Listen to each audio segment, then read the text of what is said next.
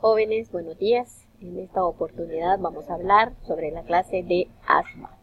La bibliografía, como todos ustedes ya la conocen, Harrison edición 19, capítulo 309 y en español. Objetivo general para esta clase: proporcionarle al alumno los conocimientos básicos para que aprenda a diagnosticar la enfermedad. Objetivos específicos: identificar al asma como una patología crónica, conocer los signos y síntomas del asma, conocer los distintos factores predisponentes de la enfermedad, adquirir hábitos de prevención de los factores predisponentes y aplicación del tratamiento. En cuanto a la prevalencia, el asma es una de las enfermedades crónicas más frecuentes en el mundo y afecta a cerca de 300 millones de personas. En los últimos 30 años ha aumentado la prevalencia de esta enfermedad en los países industrializados. De acuerdo a la Organización Mundial de la Salud, es la enfermedad crónica más frecuente en los niños. Está presente en todos los países independientemente de su grado de desarrollo. De igual forma, más del 80% de las muertes por asma tienen lugar en países de ingresos bajos y medios bajos. A menudo el asma no se diagnostica correctamente ni recibe el tratamiento adecuado, creando así una importante carga para los pacientes y sus familias y pudiendo limitar la actividad del paciente durante toda su vida. En cuanto a la frecuencia, se dice pues que del 10 al 12% de los adultos y el 15% de los niños. Aparece en cualquier edad. La frecuencia máxima es a los 3 años. En los niños la frecuencia de ataque es 2 veces mayor en los varones que en las mujeres o las niñas, y en la vida adulta es similar en ambos sexos. En cuanto a la definición, es un síndrome que se caracteriza por la obstrucción de la vía respiratoria, la cual varía mucho, tanto de manera espontánea como cuando se administra el tratamiento. Ha sido difícil llegar a un consenso sobre la definición de asma, pero hay suficiente acuerdo sobre la descripción del síndrome clínico y el cuadro histopatológico. Mientras no se tengan mayores conocimientos de los mecanismos causales, será difícil contar con una definición exacta. ¿Cómo se traduce esta definición? Que hay una reducción de la luz de las vías respiratorias, por lo regular es reversible, pero en algunas personas con asma crónica la obstrucción es irreversible.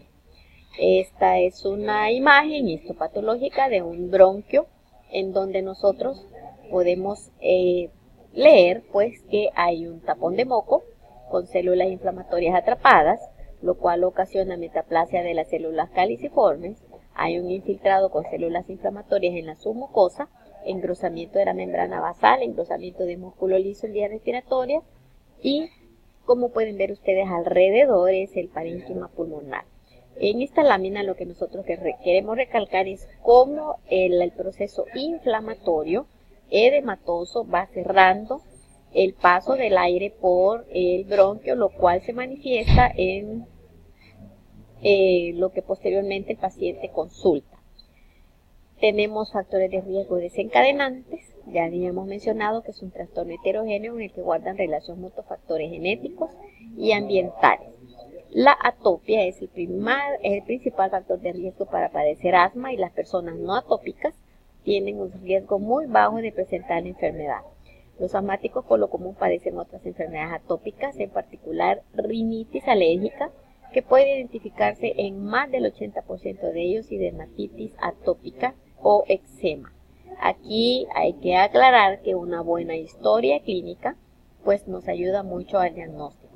En cuanto a las infecciones, rinovirus, micoplasma, clamidófila intervienen en los mecanismos del asma grave. La alimentación, ¿qué podemos decir? La importancia de los factores alimentarios es motivo de controversia. Varios estudios de observación han indicado que las dietas con pocos antioxidantes como vitamina C y A, magnesio, selenio y grasas poliinsaturadas, omega 3, que es el aceite de pescado, o bien con abundante sodio y grasas poliinsaturadas, omega 6, se acompañan de un mayor riesgo de padecer asma.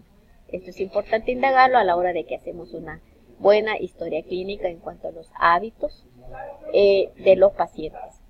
La contaminación atmosférica: es posible que los contaminantes del aire como el dióxido de azufre, el ozono y las partículas de diésel desencadenen síntomas asmáticos, pero la participación de los diversos contaminantes atmosféricos en el origen de la enfermedad es poco menos que incierta. Pero al final ustedes se han dado cuenta la contaminación atmosférica que existe en nuestro medio.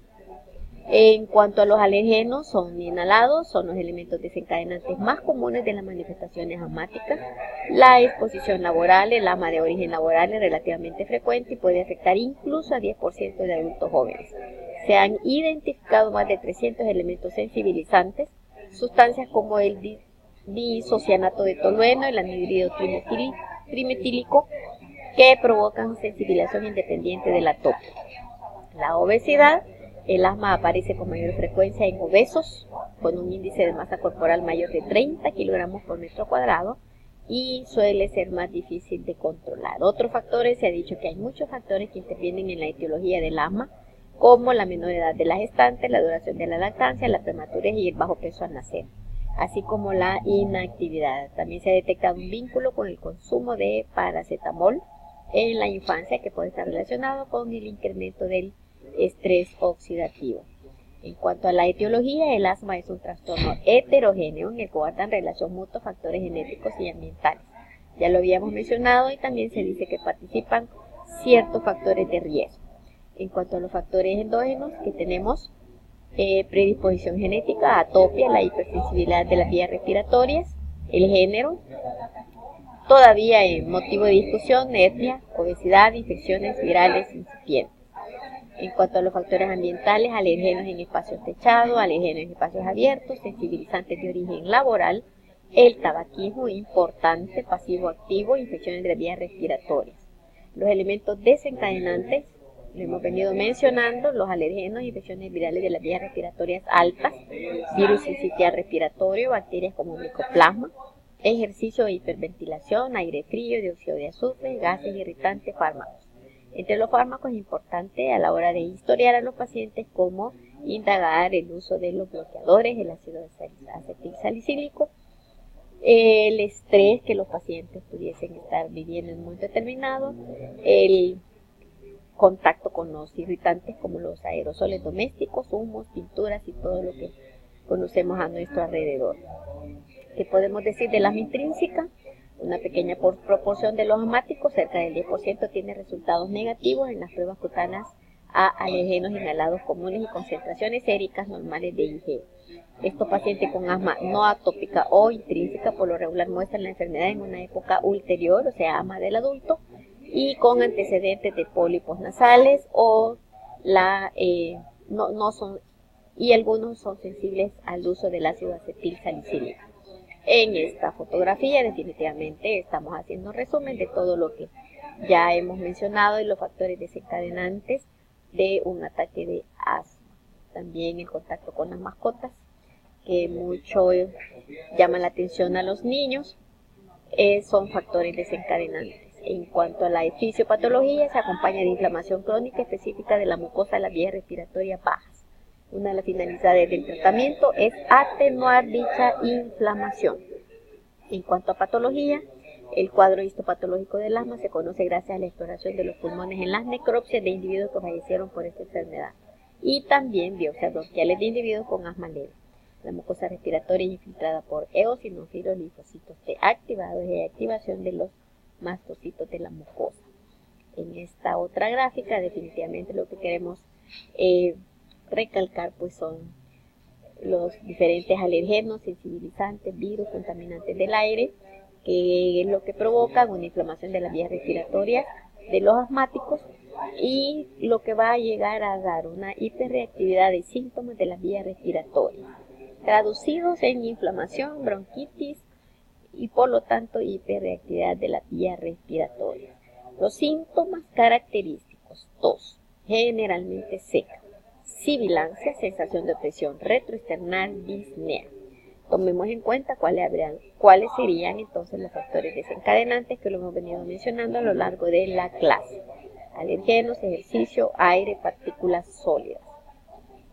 Entonces en esta otra diapositiva queremos recalcar igual los pacientes que están en contacto con un alergeno y vean ustedes todas las células, los procesos que participan para poder llegar al final a una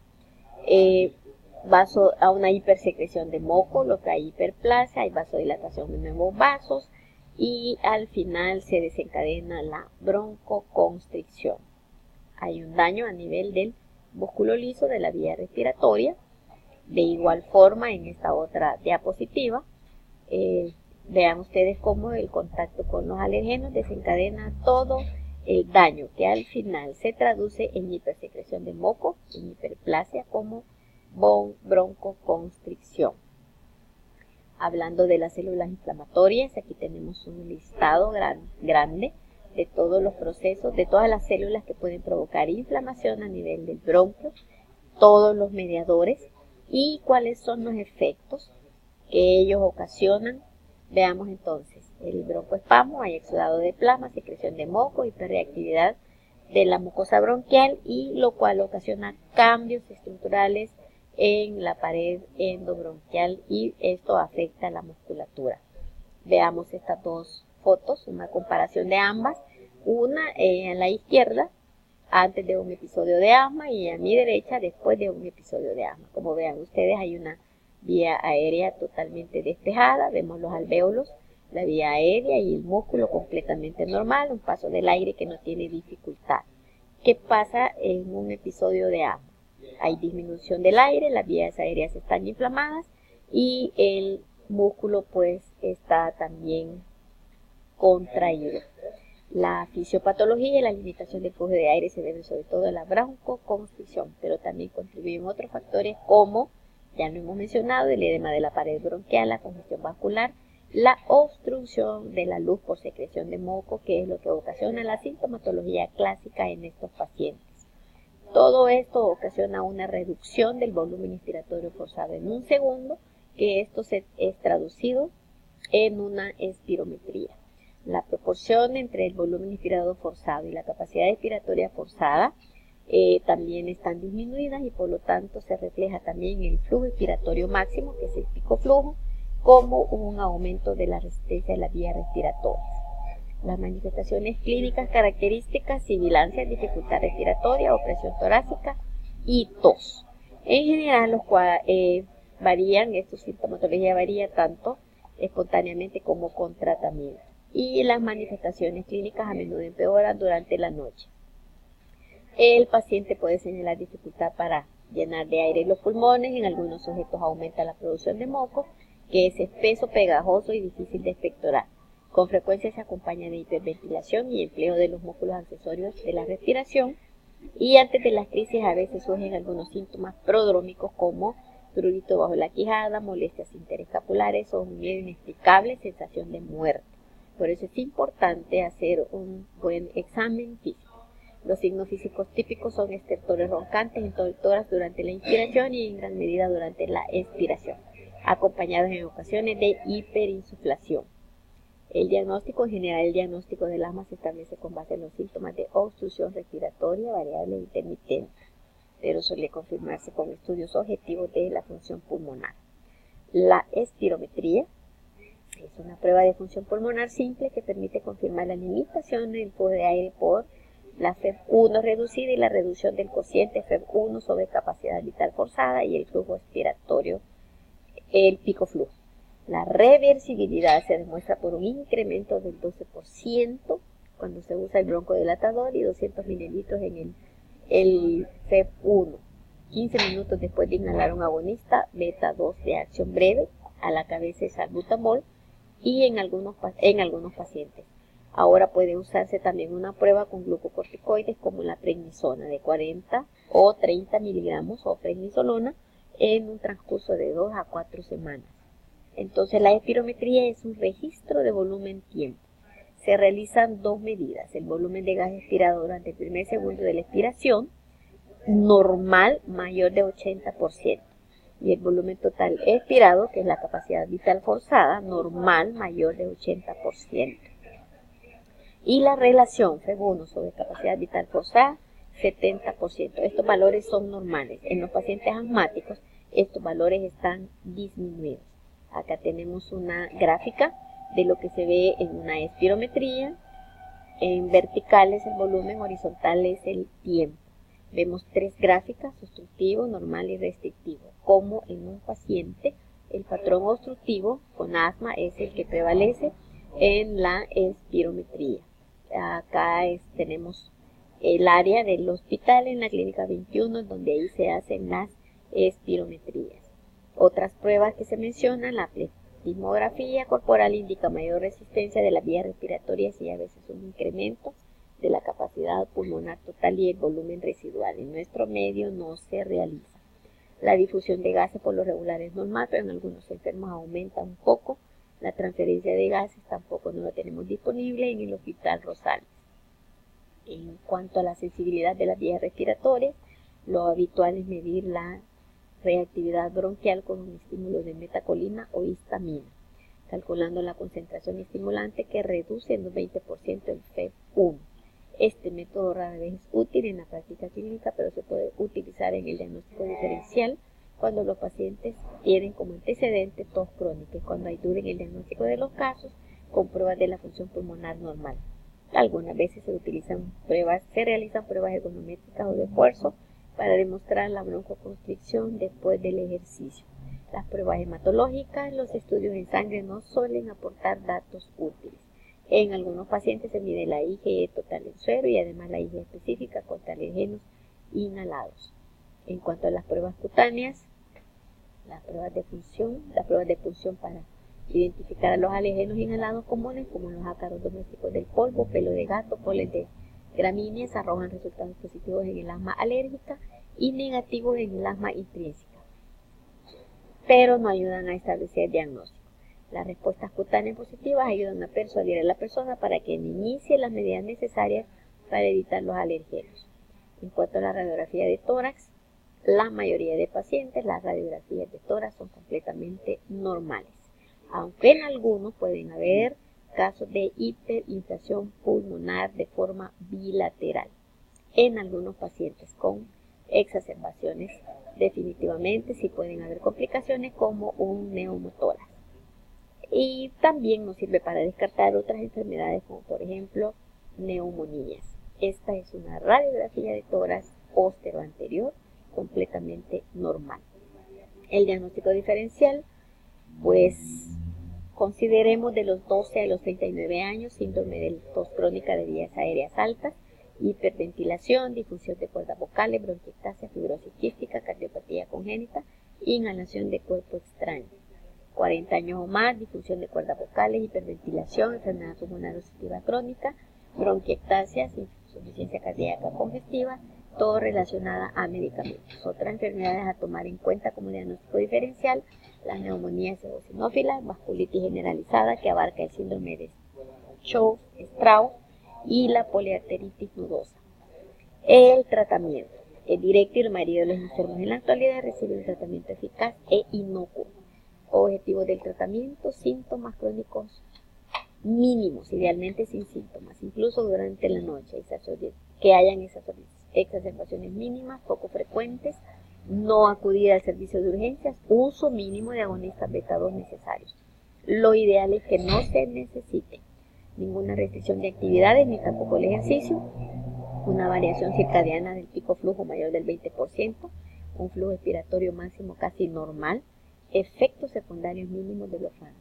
Tomemos en cuenta todos estos objetivos y nuestros pacientes van a tener mejor calidad de vida. El mecanismo de acción, la acción principal de los agonistas beta 2 es relajar en todo el árbol bronquial, el árbol respiratorio, a las células del músculo liso y actuar como antagonistas funcionales, lo que revierte y evita la contracción de dichas células inducida por los broncoconstrictores conocidos. Esta acción generalizada explica su gran eficacia como broncodilatadores en el asma. También hay otros efectos no broncodilatadores que son útiles en clínica, como la inhibición de la liberación de mediadores de mastocitos, la reducción del exudado plasmático y la inhibición de la activación de nervios sensitivos. Las células inflamatorias expresan pocos receptores beta 2, pero estos son regulados por disminución gracias a la activación de agonistas beta 2, de modo que, a diferencia de los corticosteroides, no ejercen efecto sobre las células inflamatorias de las vías respiratorias y no disminuyen la hiperactividad en ellas. El uso clínico: en general los agonistas beta 2 se administran por inhalación para atenuar sus efectos secundarios. Los agonistas beta 2 de acción corta, por sus siglas en inglés SABA, albuterol, el mismo salbutamol y la terbutalina, tienen duración de 3 a 6 horas. La broncodilatación comienza en forma rápida, por lo que se utilizan por razón necesaria hasta lograr el alivio sintomático. Tomemos muy en cuenta los efectos secundarios. Agonistas beta 2 inhalados carecen de efectos secundarios importantes, pero los más frecuentes que tenemos que tomar en cuenta: temblor muscular, palpitaciones, sobre todo en ancianos. También disminuyen un poco el potasio en plasma, porque el músculo estriado capta mayor cantidad de este mineral, pero no suele originar un problema clínico. En nuestro medio y en el hospital, nosotros estamos familiarizados con el salbutamol inhalado 200 dosis, 0.1 miligramos por dosis. También la forma comercial de Ventolin, 5 miligramos por mililitro, cuando nosotros lo estamos usando en nebulizaciones.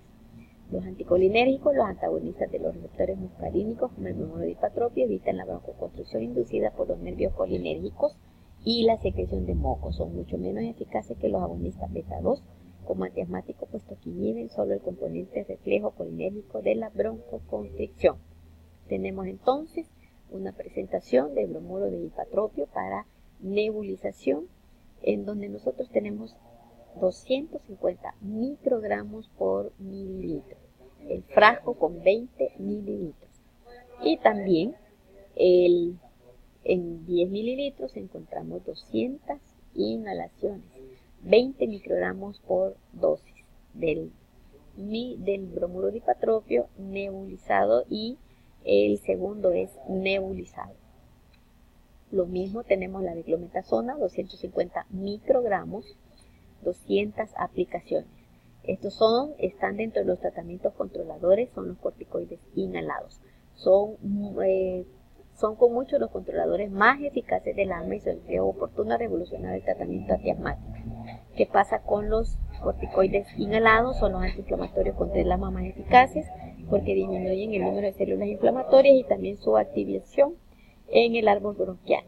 Los corticosteroides disminuyen el número de neutrófilos en la vía respiratoria y en el EPUT, y también el número de linfocitos T activados y mastocitos de superficie en la mucosa de la vía respiratoria. Es posible que estos efectos expliquen la disminución de la hiperreactividad de las vías respiratorias cuando se administran por largo tiempo.